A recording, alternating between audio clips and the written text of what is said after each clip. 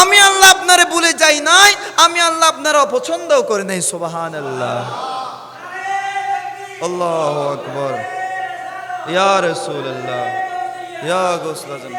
এই ওয়াদ-দোহা, আল্লাহ দোহার শপথ করলেন, আল্লাহ লাইল রাতের শপথ করলেন। তো এই দোহা বলা হয় চাস্ত, চাস্ত বলা হয় যখন সূর্যের দিকে তাকালে, সূর্য যখন পূর্ব দিকে উঠে সূর্যের দিকে তাকালে যখন চোখ দিয়ে পানি বের হয়, ওই সময়টাকে বলা হয় চাস্ত। তো ইবনে মনজুর তার লেসানুল আরবের মধ্যে বলতেছেন যে দোহাকে যখন লাইলের বিপরীতে দাঁড় করানো হয় তখন শুধু চাস্ত সময় বুঝায় না, দোহা দ্বারা পুরা দিন বুঝায়। তার মানে কি হলো, আল্লাহ বলে ওয়াদ-দোহা ওয়াল-লাইলি ইযা সাজা, হাবিব দিনের কসম রাতের কসম। ওগো আল্লাহ, দিনের কসম কেন করলেন, রাতের কসম কেন বললেন? তখন আমার আল্লাহর পক্ষ থেকে জবাব আসে, আমি দিন রাত 24 ঘন্টার কসম করেছি। অর্থাৎ আমি না আমার হাবিবকে দিনের মধ্যে বলেছি, না আমি রাতের মধ্যে বলেছি। নয় 24 ঘন্টার মধ্যে একটা সেকেন্ডের জন্য আমি আমার হাবিবকে ভুলি নাই। জোরে বলেন সুবহানাল্লাহ। আবু জাফর সাদেক রহমতুল্লাহ আলাইহি উনি বলছেন, এখানে দিন দ্বারা বোঝানো হয়েছে ইয়ৌমে তুর, অর্থাৎ যেদিন রব্বুল আলামিন মূসা নবীর সাথে তুর পাহাড়ে কথা বলেছেন, আমার আল্লাহ দিন দ্বারা ওই দিনকে বুঝিয়েছেন। সুবহানাল্লাহ বলেন না।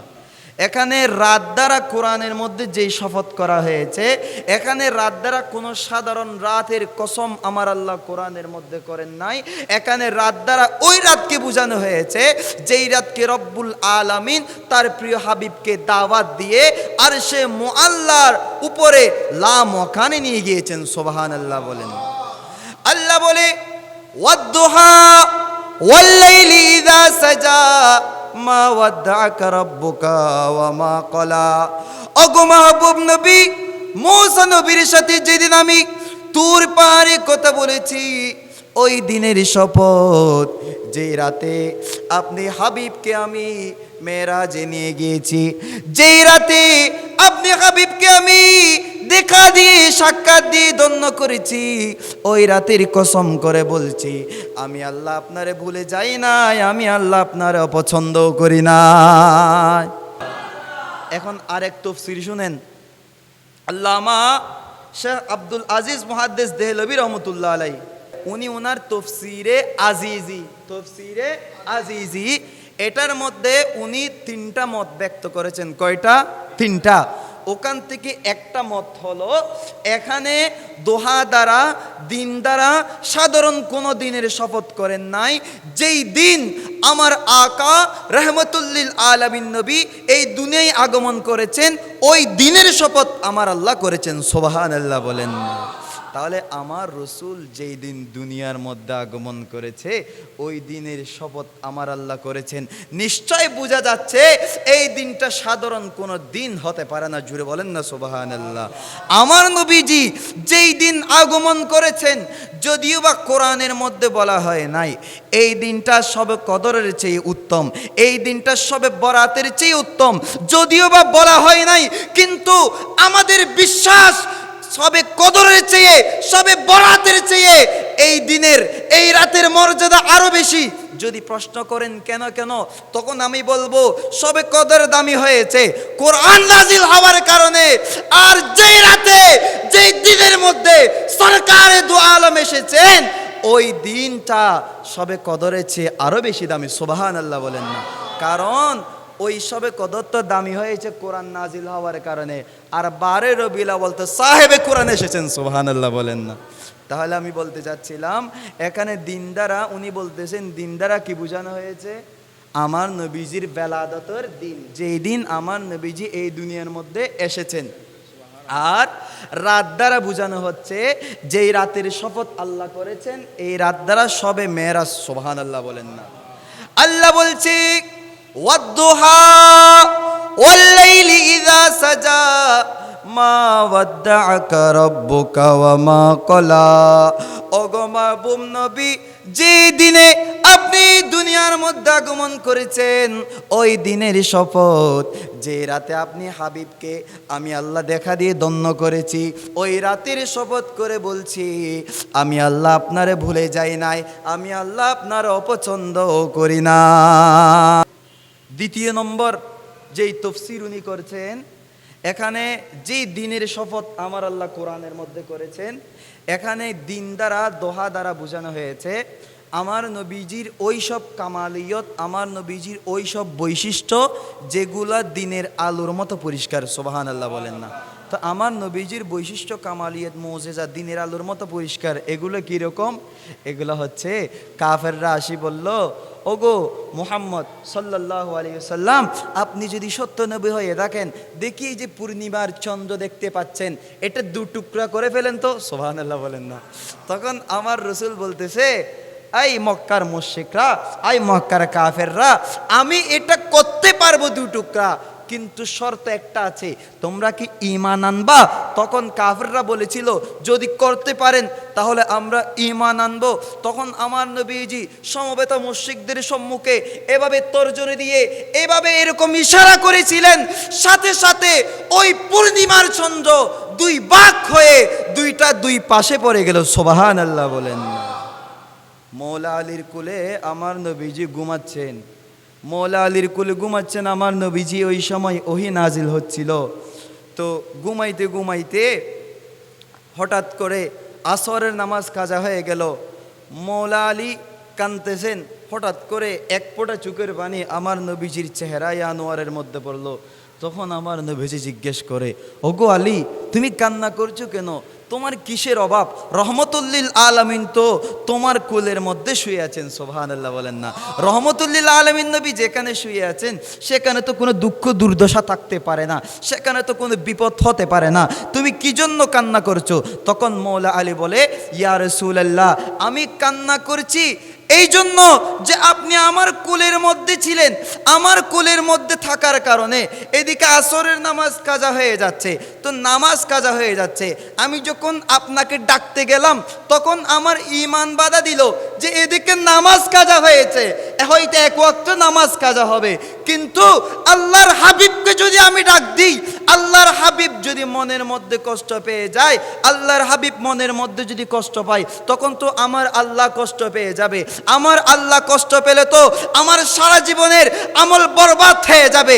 সেই জন্য আপনি হাবিবকে কষ্ট পাবেন বিদায় আপনি হাবিবকে আমি আপনি রসুলকে আমি ডাকতে পারি নাই। কিন্তু এই ভেবে কান্না পাচ্ছে যে আমি আলী তো জীবনও কোনোদিন নামাজ কাজা করি নাই, যেই দিন থেকে দেখেছি আপনি রসুল নামাজ পড়ছেন, আমিও আপনার পিছে একটাদা করে নামাজ পড়েছি, জীবনও কোনোদিন নামাজ কাজা করি নাই, আজ আমার নামাজ কাজা হয়ে যাচ্ছে, সেই জন্য আমি কান্না করছি। সুবহানাল্লাহ বলবেন না? তখন আমার নবীজি বলতেছে, ওগো আলী, তুমি কি নামাজ কাজা পড়তে চাও নাকি সময়ের মধ্যে আদায় করতে চাও? সুবহানাল্লাহ বলবেন না? তখন মৌলা আলী বলতেছে, ইয়া রাসূলুল্লাহ, আমি আদায় করতে চাই। তখন আমার নবী আল্লাহর দরবারে দুই হাত তুলে দিলেন, আল্লাহর দরবারে হাত তুলে দেওয়ার পরে হাত দিয়ে এভাবে সূর্যের দিকে ইশারা করলেন, ডুবন্ত সূর্য আবার উপরের দিকে এসে আসরের ওয়াক্তে চলে আসলো। সুবহানাল্লাহ বলেন? আমার আলা হযরত কত সুন্দর করে বলছেন এটা, তেরি মর্জি পা গয়া सूरज पिरा उल्टे कदम तेरी उंगली उठ गई महका कलीजा छिड़ गया। আমার আলা হযরত বলছেন, ইয়া রাসূলুল্লাহ, আপনার ইচ্ছা পাওয়ার কারণে, আপনার মর্জি হওয়ার কারণে সূর্য, ডুবন্ত সূর্য আবার উপরের দিকে উঠে যায়, আপনার আঙ্গুলের ইশারা হওয়ার কারণে চন্দ্র নিজের কলিজাকে ছিঁড়ে দেয়। তাহলে চন্দ্র সূর্য নবীর জন্য নবীর ইশারা পেয়েছে, একটা ইশারা পেয়েছে, ইশারা পাওয়ার কারণে চন্দ্র নিজেকে দুই ভাগ করে দিল, সেখানে তো আমরা সেই নবীর উম্মত হওয়ার সুযোগ পেয়েছি। সুবহানাল্লাহ বলেন না? তাহলে আমরা নবীর জন্য আমাদের তো দরকার নবীর জন্য নিজের জানকে কোরবান দিয়ে দেওয়া। সুবহানাল্লাহ বলেন না? আমি তো বলছি না এখন ইয়া নবী বলে এখানে আপনি রাস্তার মধ্যে লাফ মারেন, এটাই তো বলছি না, নবীর জন্য জীবন কোরবান দেয়া মানে আমার নবীর শানে যখন কেউ বেয়াদবি করবে, আমার নবীর শানে যখন কেউ গুস্তাহি করবে, সে যত বড় লিডার হোক, সে যত বড় সন্ত্রাসী হোক, তার বিরুদ্ধে রুখে দাঁড়ানোর দরকার আছে না নাই? কথা বলেন না, আছে না নাই? আছে, তাদেরকে রুখে দিতে হবে। নবীজির শানে যখন কেউ আঘাত করতে হবে, তাদের বিরুদ্ধে কথা বলতে হবে, তাদের বিরুদ্ধে দাঁড়াইতে হবে। নবীজির যখন কোনো মাহফিল হবে, ওই মাহফিলের মধ্যে এসে বসে আমার নবীজির আলোচনা শুনতে হবে। সুবহানাল্লাহ বলেন। নবীজির মুজিজা আমি কয়টা বলে শেষ করতে পারবো? একজন সাহাবী আসছেন, হাত একটা এভাবে ঝুলতেছে। কিরে সাহাবী, কি হয়েছে? ইয়া রাসূলুল্লাহ, তরবারি মেরে হাত কাটে ফেলছে, তো কি করবো? ইয়া রাসূলুল্লাহ, একটু ঠিক করে দেন। সুবহানাল্লাহ বলবেন না? তো সাহাবী রে, তো তোমার হাত কেটে গেছে, তুমি ডাক্তারের কাছে না যাবা? তোমার হাত কেটে গেছে, তুমি কবিরাজের কাছে না যাবা? তুমি এখানে কেন আসছো? তখন সাহাবী উত্তর দিয়ে দিবে, আরে ডাক্তারের চেয়েও সবচেয়ে যিনি বড় ডাক্তার, কবিরাজের চেয়েও সবচেয়ে যিনি বড় কবিরাজ, তিনি তো আমার সরকারে দো আলম। সুবহানাল্লাহ বলবেন না? কারণ তাদের বিশ্বাস ছিল আমার নবী যে এভাবে যদি থুতো মোবারক দিয়ে যদি একটু এভাবে ঘষে দেয়, হাত আবার ভালো হয়ে যাবে। সুবহানাল্লাহ বলবেন না? এই প্রমাণ কি আমরা দেখি নাই? বদরের যুদ্ধের মধ্যে সাহাবী আসলো, হাতটা এভাবে ধরে ধরে, কি গো সাহাবী, কি হয়েছে? রসুল, হাত কেটে গেছে, কি করতাম? ইয়া রাসূলুল্লাহ, একটু ঠিক করে দেন না। থুতু মুবারক দিয়ে এভাবে লাগাই দিলেন, হাত আবারও আগের মতো হয়ে গেছে। সুবহানাল্লাহ। সাহাবী আসলো, চুক একটা পড়ে গেছে, এভাবে ধরে ধরে চলে আসলো, কিরে সাহাবী, কি হয়ে গেছে? ইয়া রাসূলুল্লাহ, আমার চুকটা বের হয়ে গেছে, একটু ঠিক করে দেন না। তখন নবীজি থুতু মুবারক দিয়ে লাগাই দিলেন, সাথে সাথে চুক ভালো হয়ে গেছে। সুবহানাল্লাহ বলেন। মৌলা আলীকে একদিন বলতেছেন, আমার ফাতেহে যখন খাইবার যুদ্ধের সময় যখন মৌলা আলীকে সেনাপতির দায়িত্ব দেওয়ার জন্য বলতেছেন, আমার আলী কোথায়? সাহাবায়ে কেরাম বলতেছে, ইয়া রাসূলুল্লাহ, ওনার তো চুক উঠা রুখ হয়ে গেছে, বলে যে আমার কাছে নিয়ে আসো। মৌলা আলীকে যখন নিয়ে আসা হলো, আমার নবীজিকে থুতু মুবারক দিয়ে দিলেন। মৌলা আলী বলছে, খুদার কসম, যেই দিন থেকে আমার নবীজি আমার চোখ মুবারকে থুতু মুবারক লাগিয়েছে, ওই দিন থেকে আগে যেভাবে দেখতাম এর চেয়ে আরো বেশি দেখতে পাই। সুবহানাল্লাহ বলেন না? তাহলে এগুলো ছিল আমার নবীজির প্রকাশ্য মুজিজা, যেগুলো দিনের মতো পরিষ্কার, যেগুলো আমরা দেখেছি, বুঝেছি, শুনেছি ওলামায়ে কেরামের কাছ থেকে। কিন্তু আমার নবীজির এমন কিছু কামালিয়ত আছে, আমার নবীজির এমন কিছু বৈশিষ্ট্য আছে, আমার নবীজির এমন কিছু কথা আছে, যেগুলো আমার আল্লাহ এবং আমার রসুল ছাড়া আর কেউ জানে না। সুবহানাল্লাহ বলেন না? কারণ কেন আপনারা বলতে পারেন, এগুলো আবার কীরকম কথা? আমার রসুল যখন মেরাজের মধ্যে গিয়েছিলেন, যখন আমার আল্লাহর সাথে কথা বলেছিলেন, আমার আল্লাহ অনেক কথা তার বন্ধুকে বলেছেন, অনেক কথা আমাদেরকে বলেছেন, অনেক কথা আমাদেরকে বলেন নাই। ওই যে কথা বলেন নাই, এগুলো আমার নবীজির কাছে গোপন ছিল। সুবহানাল্লাহ বলেন না? এই গোপন কথাগুলো, এগুলো হচ্ছে মারেফত। এই গোপন কথাগুলো আমার নবীজি মৌলা আলীকে দিয়েছেন, আবু হুরাইরাকে দিয়েছেন। মৌলা আলীর মাধ্যমে গৌসে পাক পেয়েছে, খাজা গরিবের আওয়াজ পেয়েছে, গৌসুল আজম মেজবান্ডারি এই মারিফতের এই এলমগুলা পেয়েছে। সুবহানাল্লাহ বলেন না? এই জন্য গৌসুল আজম মেজবান্ডারি যখন কোনো কথা বলে, দেলার হোসেন মেজবান্ডারি যখন কোনো কথা বলে, জিয়াউল হক বাবা ভান্ডারি যখন কথা বলে, তখন আমরা চিন্তা করি, কিরে, এগুলো তো আমরা কোরআনে পাই নাই, হাদিসে পাই নাই, এগুলো তো কোনো আলেমের মুখ থেকে শুনি নাই, এগুলো আবার উনি কোত্থেকে বলতেছে? আসলে এগুলো কোনো বানানো কথা না। মেরাজের রাতে আমার আল্লাহ তার হাবিবকে যেই কথা বলেছেন, যেগুলো অন্তরের মধ্যে গোপন রাখার কথা বলেছেন, ওই গোপন কথাগুলো তারাই বলছে। সুবহানাল্লাহ বলেন। ফাওয়াইদুল ফুয়াদ নামক কিতাবের মধ্যে একখানা ওয়াকিয়া এসেছে। এই গোপন কথা কি? একদিন আমার নবীজি সাল্লাল্লাহু আলাইহি ওয়াসাল্লামের রহমতের দরিয়ার মধ্যে, রহমতের সাগরের মধ্যে জোয়ার চলে আসলো। আমার নবীজি মা আয়েশাকে ডেকে বলে, ওগো আয়েশা, আজকে আমার কাছে কি চাওয়ার চেয়ে নাও, আজকে তুমি আমার কাছে যা চাইবা আমি নবী তাই দিয়ে দেবো। সুবহানাল্লাহ বলেন না? আজকে অনেকেই বলেন নবীর কাছে যাওয়া যাবে না, নবীর কাছে চাইলে নাকি শিরিক হয়ে যাবে। নাউজুবিল্লাহ বলেন না? আর আমার আলা হযরত কেবলা কিরকম বলছেন, সায়লো দামনে সখী কা থামলো, সায়লো দামনে সখী কা থামলো, সায়লো দামনে সখী কা থামলো, कुछ না কুছ ইনআম হো হি জায়েগা জায়েগা জায়েগা লুৎফে উনকা আম হো হি জায়েগা। আমার আলা হযরত বলছেন, আয় নবীর উম্মতেরা, আয় নবীর গোলামেরা, আমার নবীজির কাছে কি চাওয়ার চেয়ে নাও। আমার নবীজির কাছে চাইলে কিছু তো কিছু না পেয়ে যাবা। তাহলে আম্মা জান আয়েশাকে বলতেছেন, ওগো আয়েশা, আমার কাছে তুমি কি চাওয়ার চেয়ে নাও, আজকে আমার কাছে যা চাইবা আমি নবী তোমাকে তাই দিয়ে দিব। সুবহানাল্লাহ বলেন। এই কথা শোনার পরে আম্মা জান আয়েশা দৌড়ে দৌড়ে চলে যাই বাবার কাছে। বাবা সিদ্দিক আকবর রাদিয়াল্লাহু তাআলা আনহুকে গিয়ে বলে, ওগো আমার আব্বা জান, আমার নবীজি বলেছে আজকে আমার নবীর কাছে যা চাইবো তাই নাকি দিয়ে দিবে। তখন সিদ্দিক আকবর বলে, ওগো আমার বেটি, আমার নবীজি কি এই কথা বলেছে নাকি? তখন আম্মা জান আয়েশা বলে, হা হা, আমার রসুল বলেছে, আমার রসুলের কাছে আজকে যা চাইবো আমার রসুল তাই দিয়ে দিবে।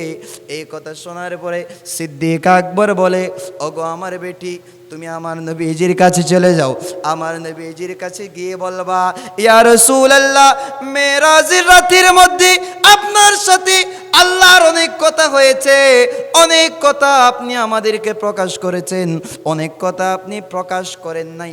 যে কথা প্রকাশ করেন নাই, যে কথা আপনি এবং আল্লাহর মাঝে গোপন, ওই কথা থেকেই আপনি আমাকে একটা কথা বলে দেন।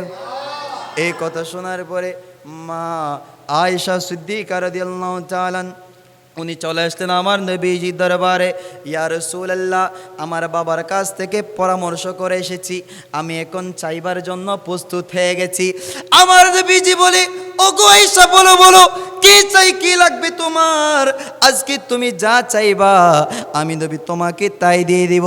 তখন আম্মাজান আয়েশা বলে, ইয়া রাসূলুল্লাহ, মেরাজের রাতের মধ্যে যখন আপনি আল্লাহর সাথে কথা বলেছেন, তখন আমার আল্লাহ আপনি অনেক কথা আমাদেরকে বলে দিয়েছেন, অনেক কথা আপনি এবং আমার আল্লাহর মাঝে গোপন ছিল। যে কথা আমাদেরকে বলেন নাই, ওই কথা থেকে আমি একটা কথা শুনতে চাই। এই কথা শোনার পরে আমার নবীজি মুস্কি মুস্কি মুস্কি মুস্কি হাসতেছেন, বলতেছেন, ওগো আয়েশা, এগুলো তো গোপন কথা, তো গোপন কথা যদি আমি বলি তাহলে এতে তো ওপেন হয়ে যাবে। সুবহানাল্লাহ বলেন না। তো নবীজি বলতেছেন, তাও যেহেতু আমি বলেছি যে আমি তোমাকে যে এই গোপন এই আমি যা আজকে তুমি যা চাইবা তাই দিয়ে দিব, এই কথা যেহেতু আমি তোমাকে দিয়েছি, এই ওয়াদা যেহেতু আমি তোমাকে দিয়েছি, তাহলে আয়েশা শোনো, যে কথা আল্লাহ এবং আমার মাঝে গোপন, যে কথা আমি এবং আমার আল্লাহ ছাড়া কেউ জানে না, ওই গোপন কথা থেকে একটা কথা হলো যে কোনো ব্যক্তি যদি অপর কোনো ব্যক্তির ভেঙে যাওয়া হৃদয়, ভেঙে যাওয়া মন ঠিক করে দিতে পারে, আমার আল্লাহ তাকে হিসাব ছাড়া জান্নাতি করে দিবেন। সুবহানাল্লাহ। কত বড় কথা দেখছেন। একজন ব্যক্তি যদি অপর একজন ভাইয়ের ভেঙে যাওয়া হৃদয়, অনেক কষ্টের মধ্যে আছে, তাকে তার মনটা ঠিক করে দিল, তার মনটা ঠিক করে দিল মানে কি, ওইখানে হাতুড়ি দিয়ে কি বাড়ি দিয়ে ঠিক করে দিল নাকি, তাকে যে সাহায্য প্রয়োজন সেই সাহায্যের মাধ্যমে তাকে সন্তুষ্ট করলো। আমার নবীজি বলছে, এইভাবে যে করতে পারবে, আরেকজনের ভেঙে যাওয়া হৃদয় যে ঠিক করে দিতে পারবে, আমার আল্লাহ তাকে কোনো হিসাব ছাড়া জান্নাত দিয়ে দিবে। সুবহানাল্লাহ। এই কথা শোনার পরে মা আয়েশা দৌড়ে দৌড়ে বাবার কাছে চলে আসে। সিদ্দিক আকবর রাদিয়াল্লাহু তাআলা আনহুকে গিয়ে বলে, ওগো আমার আব্বাজান, আমার নবীজি ওই গোপন কথাটাকে একটা কথা আমাকে বলে দিয়েছেন। সিদ্দিক আকবর বলে, ওই গোপন কথাটা কি? মা আয়েশা বলে, আমার নবীজি বলেছে, কোনো ব্যক্তি যদি অপর কোনো ব্যক্তির ভেঙে যাওয়ার হৃদয় জোড়া লাগাই দিতে পারে, আমার আল্লাহ তাকে বেগ হিসেবে জান্নাত দিয়ে দিবে। এই কথাটা শোনার পরে সিদ্দিক আকবরের চুপ থেকে টপ টপ টপ টপ করে পানি ঝরতেছে। সিদ্দিক আকবর জোর নয়নে কান্না করতেছে। মা আয়েশা জিজ্ঞেস করে, ওগো আমার আব্বাজান, এটা তো অনেক খুশির সংবাদ, অনেক খুশির সংবাদ। সামান্য একটা আমল করতে পারলে বেহিসেবে জান্নাতের মধ্যে চলে যেতে পারবে। এটা শুনে তো হাসার কথা, আপনি কান্না করতেছেন কেন? তখন সিদ্দিক আকবর বলে, ওগো আমার বেটি, তুমি তো এই কথার মর্মার্থ পুরোটা বুঝো নাই। আমার নবীজি বলছে, কোনো ব্যক্তি যদি অপর ব্যক্তির ভেঙে যাওয়ার হৃদয় জোড়া লাগাই দিতে পারে, তাকে জান্নাত দিয়ে দিবে বেহিসাবে।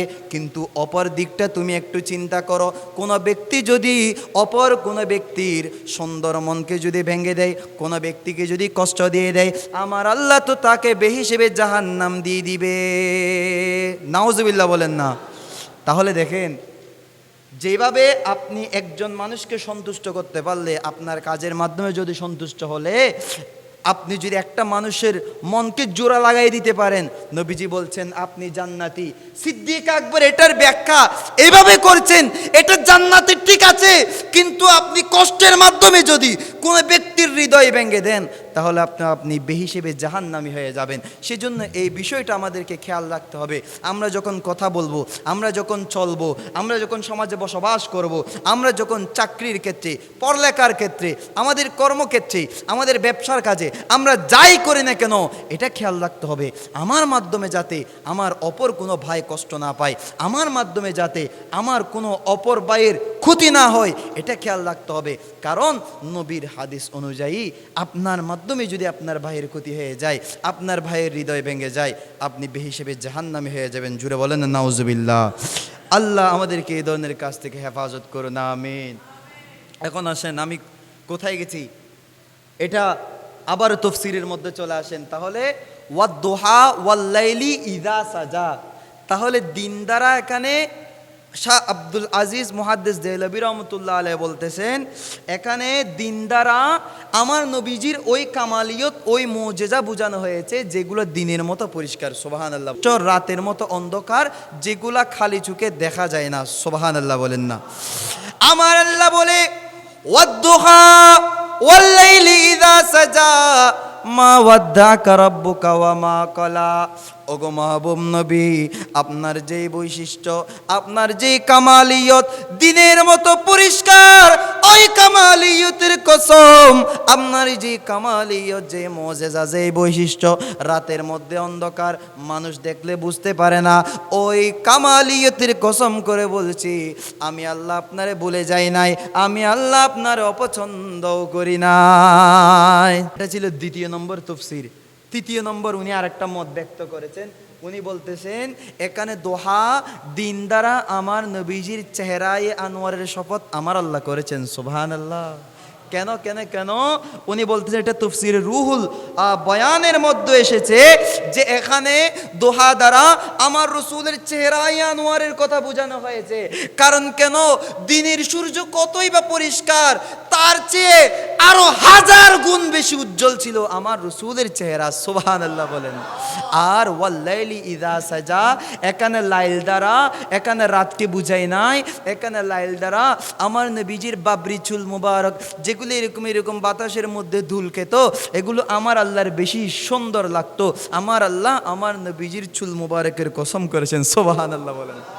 এখন আসেন, আমার নবীজির চেহারাই আনোয়ার কিরকম সুন্দর ছিল, আমার নবীজির চেহারাটা কিরকম ছিল, আমরা যদি দেখি বুখারীর হাদিস, কাব ইবনে মালিক রাদিয়াল্লাহু তাআলা আনহুর বর্ণনা, ইউহাদ্দিসু হিনা তাখাল্লাফা আন তাবুকিন কল, তিনি তাবুক যুদ্ধে না যাওয়ার কারণ বর্ণনা করতে গিয়ে হাদিসটা বর্ণনা করেন। তিনি বলেন, ফালাম্মা সাল্লামতু আলা রাসূলিল্লাহি সাল্লাল্লাহু আলাইহি ওয়াসাল্লাম ওয়া হুয়া ইয়াবরুকু ওয়াজহুহু, আমি যখন আমার রসুলের কাছে গেলাম, আমি যখন আমার রসুলকে সালাম দিলাম, তখন আমার রসুল মুস্কি মুস্কি মুস্কি মুস্কি হাসি দিচ্ছেন। ওয়া কানা রাসূলুল্লাহি সাল্লাল্লাহু আলাইহি ওয়াসাল্লাম ইযা সুররা ইস্তানারা ওয়াজহুহু হাত্তা কান্নাহু কিতাআতু কমর। ওই সাহাবী বলে, আমি যখন আমার নবীজিকে সালাম দিলাম, আমার নবী যেভাবে মুস্কি মুস্কি মুস্কি মুস্কি হাসছেন, আর আমার নবীজি যখন হাসছেন, তখন আমার নবীজির চেহারাটা উজ্জ্বল হয়ে যেত, মনে হতো কি চাঁদের একটা টুকরা ঝকমক ঝকমক করছে। সুবহানাল্লাহ বলেন।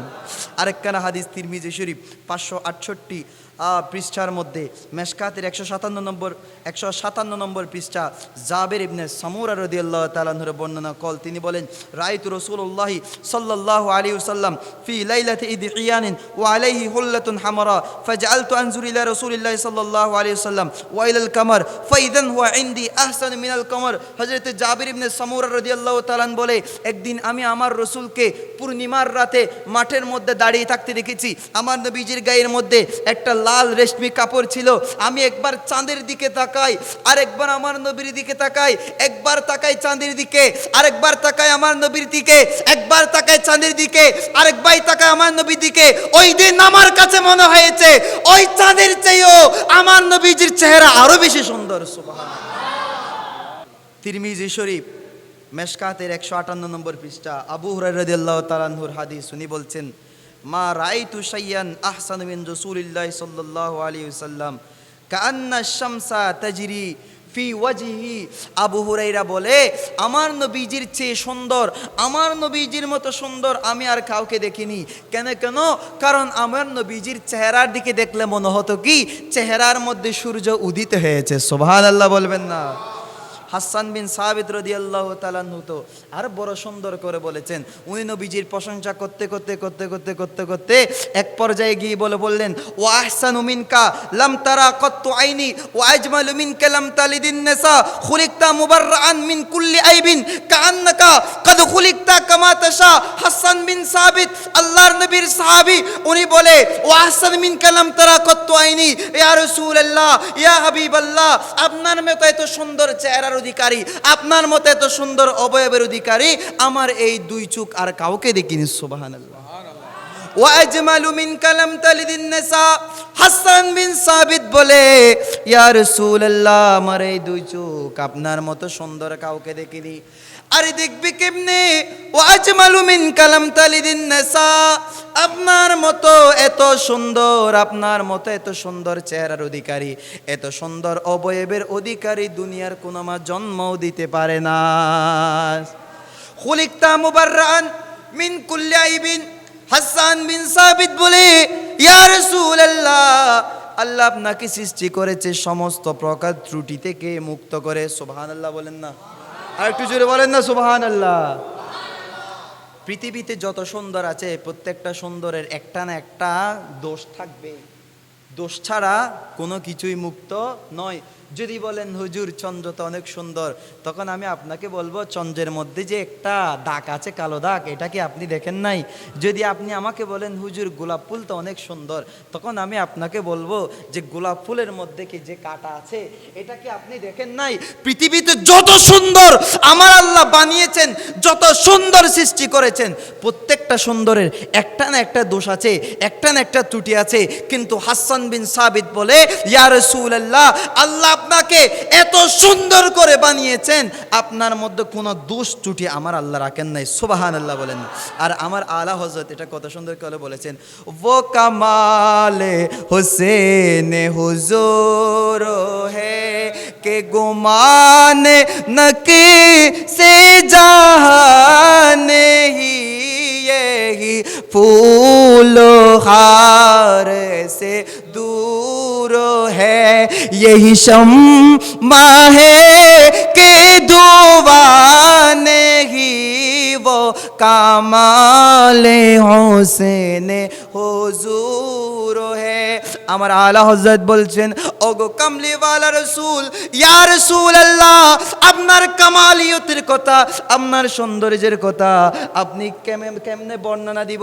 আপনি এমন সৌন্দর্যের অধিকারী, वो কামালে হুসনে হুজুর হে কে গুমানে নকশে জাহান হি। আল্লাহ আপনাকে এত সুন্দর করে, এত পরিপূর্ণ করে বানিয়েছেন, আপনার মধ্যে কোনো ঘাটতি রাখে নাই। আর একটু জোরে বলেন না সুবহানাল্লাহ। ইয়া রাসূলুল্লাহ আপনি এমন একটা বাতি, আপনি এমন একটা নূর, আপনি এমন একটা আলো যে আলোর মধ্যে ধোঁয়াও নাই। সুবহানাল্লাহ বলেন না? একটু ধরে আম্মা জান আয়েশা সিদ্দিকা রাদিয়াল্লাহু তাআলা উনি বলতেছেন, উনি আরো সুন্দর করে বলতেছেন, উনি বলতেছেন লানা শামসুন ওয়ালিল আফাকি শামস ওয়া শামসি খায়রুন মিন শামসিস সামা فإن الشمس تطلع بعد الفجر ওয়াশামসি তালিউম বাদাল ইশা। ওগো দুনিয়ার মানুষেরা, তোমরা শোনো শোনো, দুনিয়ার যেরকম একটা সূর্য আছে, আমার কাছে একটা সূর্য আছে। সুবহানাল্লাহ বলবেন না? লানা শামসুন ওয়ালিল আফাকি শামস। ওগো দুনিয়াবাসী শোনো শোনো, দুনিয়ার যেরকম একটা সূর্য আছে, আমারও একটা সূর্য আছে। ওয়াশামসি খায়রুম মিন শামসিস সামা। তবে ওই সূর্যের সাথে আমার সূর্যের পার্থক্য রয়েছে, কারণ ওই দুনিয়ার সূর্যের চেয়েও আমার সূর্য আরো বেশি উত্তম, আরো বেশি সুন্দর। কেন কেন? ফাইন্নাশ শামসা তাতলাউ বাদাল ফজরি। দুনিয়ার সূর্য উদিত হয় ফজরের পরে। ওয়া শামসি তালিউম বাদাল এশা। আর আমি আয়েশার কাছে যেই সূর্য আছে, এই সূর্য উদিত হয় এশারের পরে। সুবহানাল্লাহ বলেন না?